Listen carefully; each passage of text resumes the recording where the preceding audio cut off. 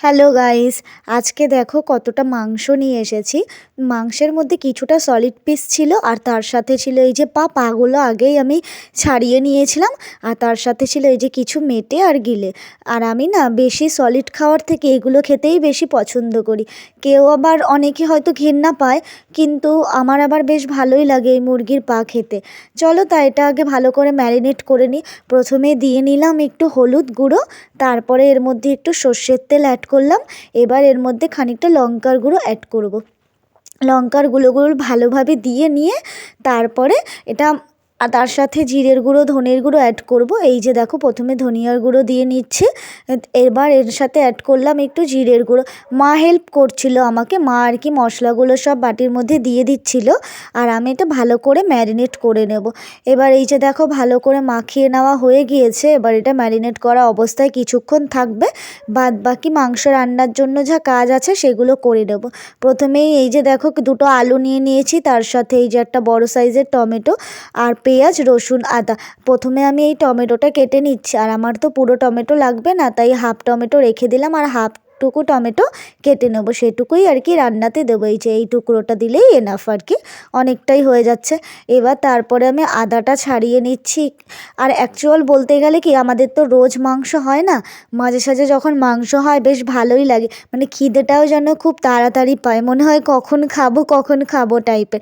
আমি পড়াতে গিয়েছিলাম, এসেই লেগে পড়েছি কাজে। প্রথমে বাজার থেকে এটা নিয়ে এসেছিলাম, এনে ফ্রিজে রেখে তারপরে পড়াতে চলে গেছিলাম। তো এসে তাড়াহুড়ো করে এবার এখন রান্নার কাজগুলো করে নিচ্ছি। এই যে দেখো আদাগুলোও কেটে নিয়েছি, মোটা দেখে 2 টুকরো আদা নিয়ে নিয়েছি। এবার আমি কেটে নেব হচ্ছে কি পেঁয়াজ। তো পেঁয়াজ 2টো নিয়ে নিয়েছি, একটা বড় সাইজের রান্নাতে দেব, আর হচ্ছে গিয়ে এই যে দেখো আর একটা পেঁয়াজ আর কি এমনি শুধু খাবো। মাংস হলে না শুধু পেঁয়াজ দিয়ে মাংস আর কি, কাঁচা পেঁয়াজ দিয়ে মাংস রান্না খেতে বেশ ভালোই লাগে।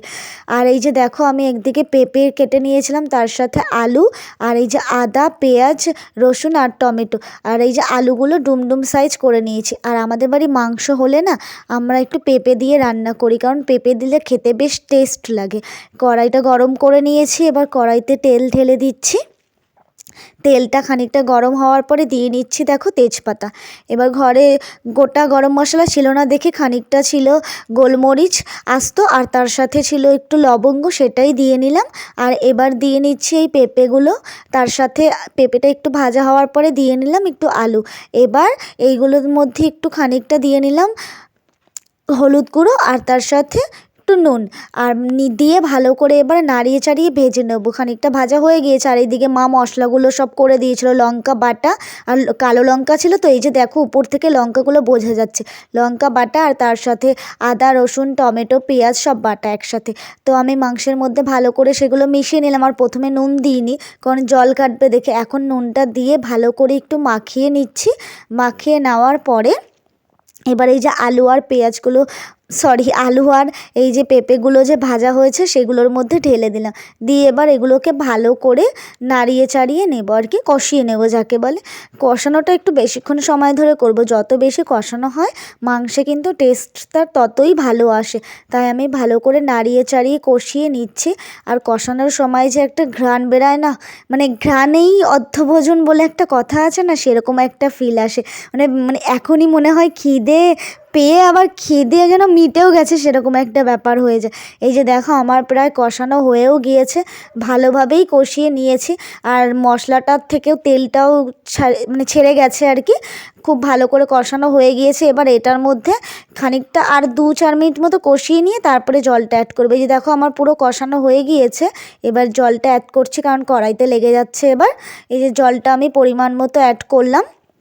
প্রথমে খানিকটা জল দিয়ে নিয়েছি, নিয়ে তারপরে আরেকটু দিলাম, দিয়ে এবার একটু ভালো করে নাড়িয়ে চাড়িয়ে নেব, নিয়ে তারপরে তোমার এটাকে ঢেকে দেব ভালোভাবে সেদ্ধ হওয়ার জন্য।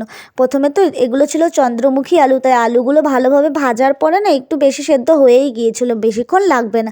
এই যে দেখো আমার ঝোল প্রায় ফুটেও গিয়েছে। আর এর মধ্যে এবার আমি অ্যাড করব মিট মশলা আর গরম মশলা। তো আমি গরম মশলাটা প্রথমেই অ্যাড করে নিয়েছিলাম, তাই সেটা আর ভিডিও করা হয়নি। তবে এবার একটু মিট মশলা দেবো সেটাই তোমাদেরকে দেখাচ্ছে। এই যে দেখো খানিকটা মিট মশলা নিয়ে নিলাম। এবার এটা ভালো করে মাংসের মধ্যে দিয়ে নাড়িয়ে চাড়িয়ে নিয়ে খানিকক্ষণ পরে বন্ধ করে দেবো।